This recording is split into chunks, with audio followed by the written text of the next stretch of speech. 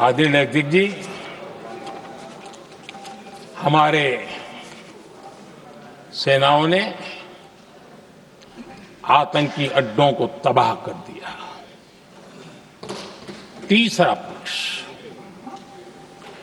पाकिस्तान की न्यूक्लियर धमकी को हमने झूठा साबित कर दिया।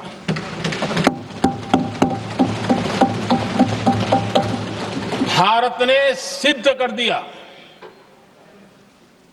कि न्यूक्लियर ब्लैकमेलिंग अब नहीं चलेगा और न ही ये न्यूक्लियर ब्लैकमेलिंग के सामने भारत झुकेगा। आदरणीय अध्यक्ष जी, चौथा पक्ष, भारत ने दिखाई अपनी तकनीकी क्षमता।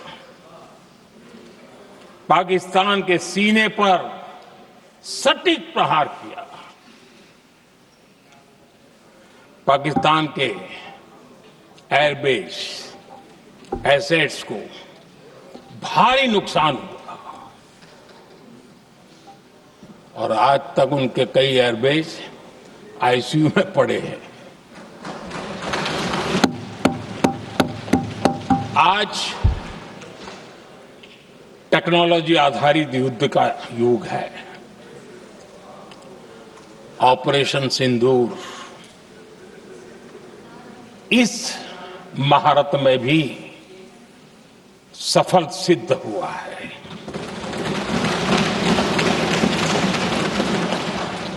अगर पिछले 10 साल में जो हमने तैयारियां की हैं वो न की होती तो इस तकनीक के युग में हमारा कितना नुकसान हो सकता था, इसका हम अंदाज लगा सकते हैं। पांचवा पक्ष,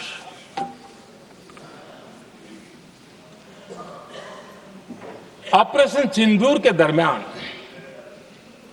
पहली बार हुआ जब आत्मनिर्भर भारत की ताकत को दुनिया ने पहचाना। Made in India drone, made in India missile ने पाकिस्तान के हथियारों की पोल खोल करके रख दी।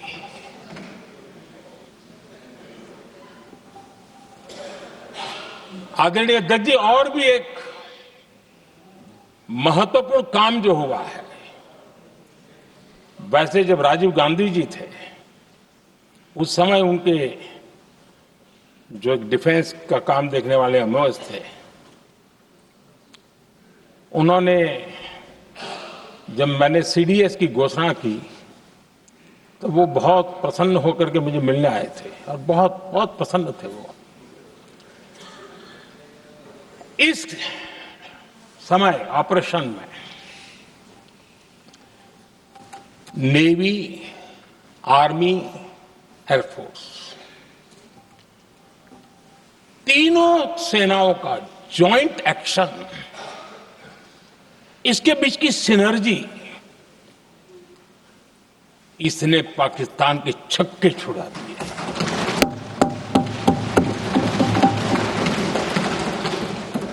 आदरणीय अध्यक्ष जी, आतंक की घटनाएं पहले भी देश में होती थी,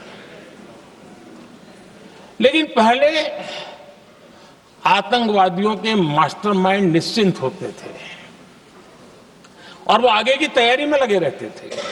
उनको पता था कुछ नहीं होगा। लेकिन अब स्थिति बदल गई है। अब हमले के बाद मास्टरमाइंड को नींद नहीं आती। उनको पता है कि भारत आएगा और मार के जाएगा।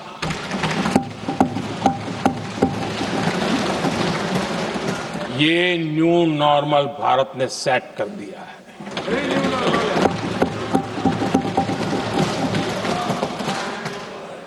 आदरणीय अध्यक्ष जी, दुनिया ने देख लिया कि हमारी कार्यवाही का दायरा कितना बड़ा, स्केल कितना बड़ा। सिंदूर से लेकर के सिंधु तक पाकिस्तान पर कार्रवाई की है। ऑपरेशन सिंदूर ने तय कर दिया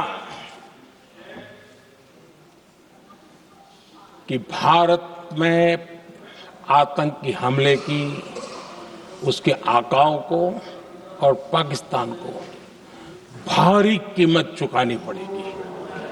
अब ऐसे ही नहीं जा सकते। आदरणीय अध्यक्ष जी, ऑपरेशन सिंदूर से स्पष्ट होता है कि भारत ने 3 सूत्र तय किए हैं।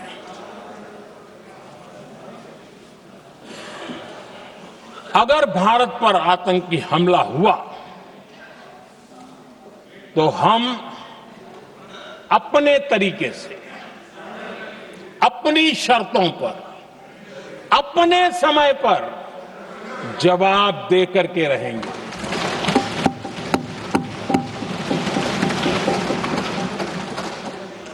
दूसरा, कोई भी न्यूक्लियर ब्लैकमेल अब नहीं चलेगा।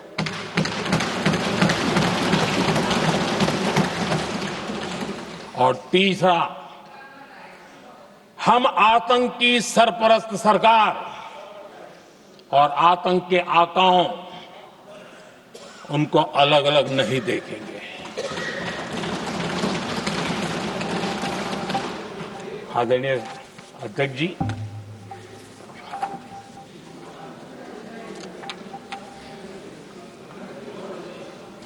यहां पर विदेश नीति को लेकर के भी काफी बातें कही गई हैं।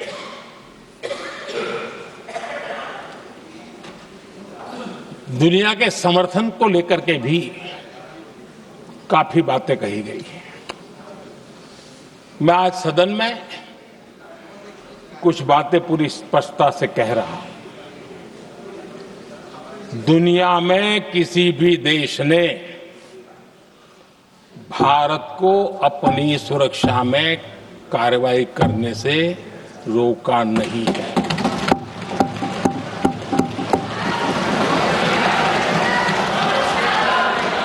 संयुक्त राष्ट्र 193 कंट्रीज,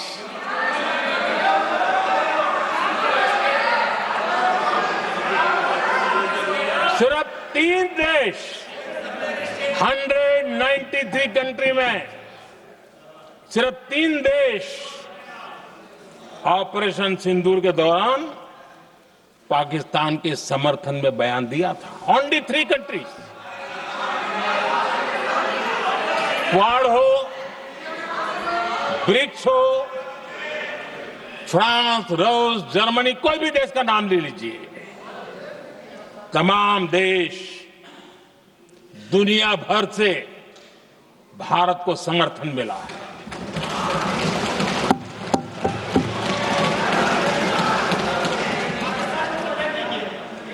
आदरणीय अध्यक्ष जी,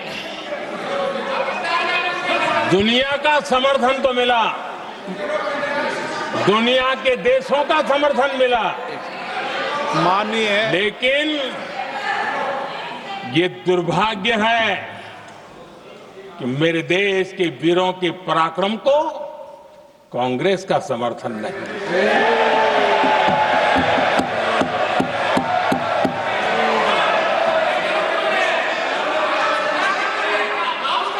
22 अप्रैल के बाद 22 अप्रैल के आतंकी हमले के बाद 3-4 दिन में ही ये उछल रहे थे और कहना शुरू कर दिया, कहां गई 56 इंच की छाती, कहां खो गया मोदी, मोदी तो फेल हो गया। क्या मजा ले रहे थे। उनको लगता है वाह बाजी मार ली। उनको पहलगाम के निर्दोष लोगों की हत्या में भी वो अपनी राजनीति तराशते थे।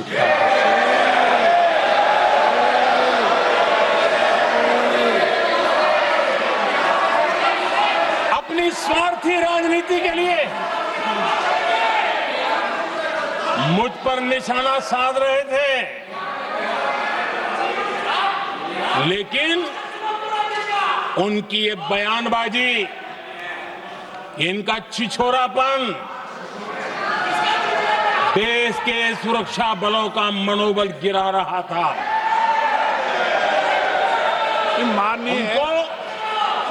माननीय प्रतिपक्ष के नेता, एक मिनट, प्रतिपक्ष के नेता आपकी बात सबने ध्यान से सुनी।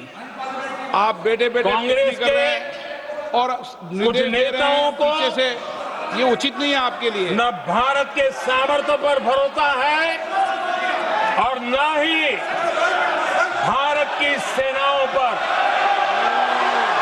इसलिए वो लगातार ऑपरेशन सिंदूर पर सवाल उठा रहे हैं। ऐसा करके आप लोग मीडिया में हेडलाइंस तो ले सकते हैं, लेकिन देशवासियों के दिलों में जगह नहीं बना सकते।